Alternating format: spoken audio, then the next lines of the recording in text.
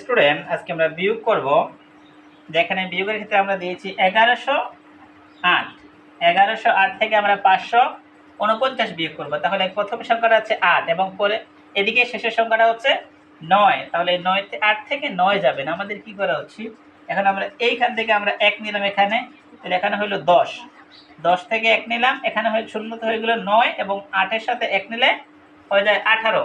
অনেকেই ভুল করি যে আমরা, বা অনেকেই সংকোচনায় পড়ে যায়, বাচ্চাদের ক্ষেত্রে বিশেষ করে বাচ্চারা, যে তোমরা মনে করো যে 8 থেকে কি করে 9 যাবে, 8 থেকে তো 9 যায় না, 8 বড় 9 ছোট, কি করব? এই চিন্তা না করে একদম ইজি, এখানে আমরা 1 নিলাম 10 হলো, এখান থেকে 1 নিলাম 18 হয়ে গেল, 8 এর সামনে দিয়ে 1 দিলে 18, এই শূন্যর জায়গা হয়ে গেল 9।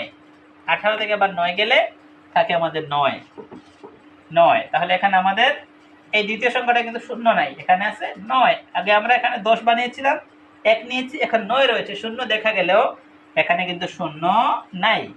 তাহলে 9 থেকে আমরা যদি 4 বাদ দিই আমাদের থাকে 5, এবং এখানে আমাদের আছে কত?